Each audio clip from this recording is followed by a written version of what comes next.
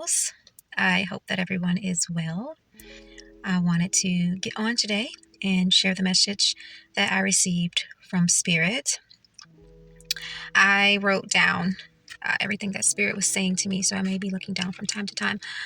But Spirit woke me up out of my sleep, of course, in the middle of the rising. And when I woke up, I was having kind of like some discomfort in my throat chakra. Not super painful, but just like a little uneasy. And I didn't understand why I was feeling that way when I woke up. But what Spirit was saying to me is, in this area, not only should we speak our truth and not be afraid to speak our truth in spite of what somebody may say or think about us. Because a lot of the times, the truth that you have needs to be heard. And it is that truth in that moment that'll be the right thing that's said, that you never know can help somebody else, or maybe possibly you need to speak your truth to set a firm yet compassionate boundary.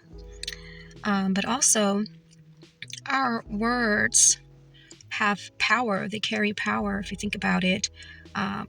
Like in the scripture, it says, in the beginning was the Word, and the Word was with God, and God was the Word. The Word was used to create. So your word has power, and use your word audibly to speak over yourself, to speak over your health, protection over yourself, protection over your space, etc., etc. So that is what I was feeling when I woke up. So originally, Spirit woke me up another night and told me that your light disturbs low vibrational entities that have attached themselves to other human beings. I don't know if you notice that sometimes, especially if you have been chosen by the universe, or if you're on this path of awakening, you can see things, and maybe sometimes that the natural eye can't see. But sometimes you may run into a person and you meet the masked version of them who seems to be really sweet and caring, but be around them for a long enough time, you'll end up seeing other entities that are hella frustrated that you are around, and you're all up in the mix, and they don't like that. So your light disturbs them. And a lot of times, if we are unaware of what's going on, I know especially for me, when I saw this originally, it just makes you completely want to get away from that person. And of course, you have to protect your space and your peace and your energy, not allow people to burn you down or lower your frequency. But another thing that Spirit was telling me last night when I woke up was that yes, while you do disturb their entities that they have, some may say they're demons, you also have the ability and the power and authority to basically cast them out of the person, sending them back to where they came from, or even transmuting them. And this is done through the power of love, love being the highest frequency and the most powerful tool to get the job done. Basically, I was told, let those who have ears hear, and let those who have eyes see. So, of course, this is something that we have to believe is possible. And this most certainly is led and guided by Spirit.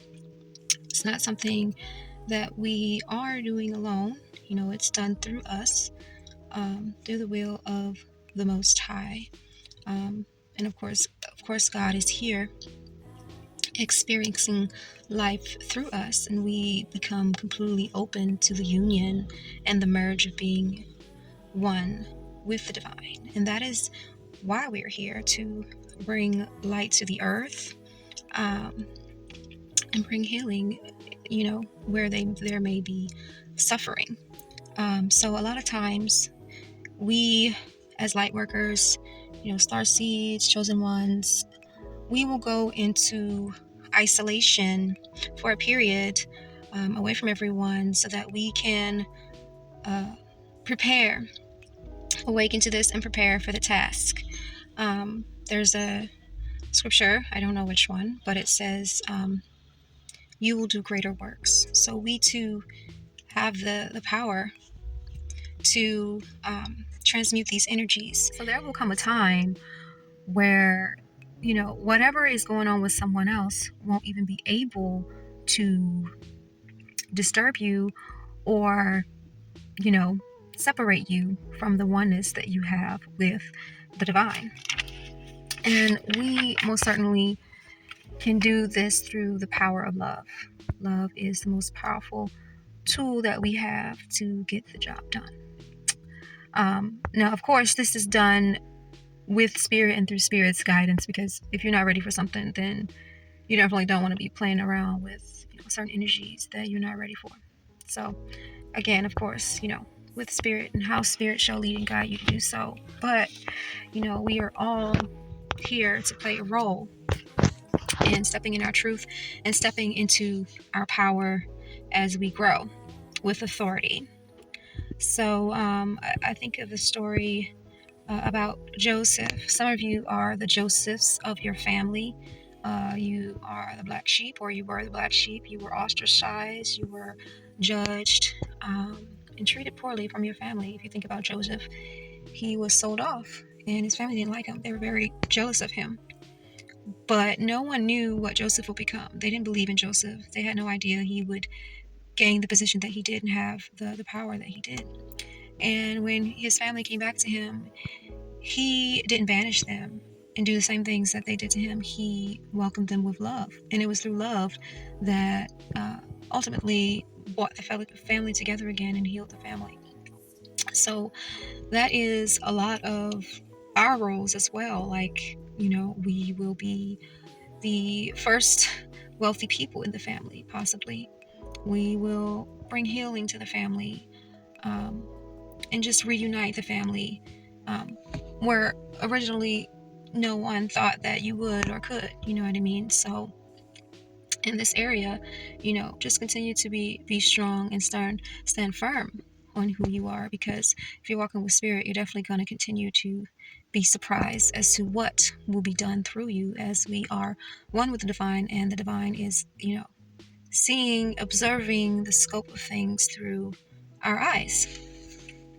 So, I think about Christianity is like a very popular religion.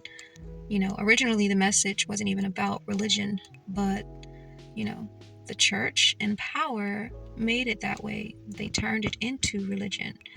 And there was also a lot of messiahs, again, throughout history, and you don't hear about all of them just because of who was in power and even reigning up until this day.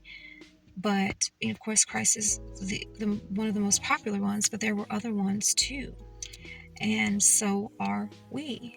We are the messiahs of this day, and that is why we came here. That's exactly why we came here. And if you, a lot of us have had past lives, so you could have been there. But if this was that time now, you know what I mean? Your story would have been the story that many people read about or is written about. This is like one of the greatest times in history on earth. So, a lot of people have said or might say, where is God when, evil takes place? Or why doesn't care about God, care about this, or care about that? God is in all of us. God was always there in everyone. It's just that here, humans have forgotten who they were and what their divinity and what they're capable of. So throughout history, God, Source, has sent representatives to come to the people out of love and try to remind them of who they are. It's like, hey, wake up. You know what I mean? But a lot of times they were ostracized and people didn't want to listen. And this time it's happening again, but on a grander scale and much larger numbers, because there are a lot of us here doing the work for spirit.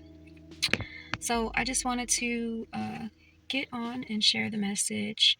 Of course, I'm still learning and growing. I absolutely don't know everything, and I'm still awakening to what my purpose is. I'm just trying my best to be an open vessel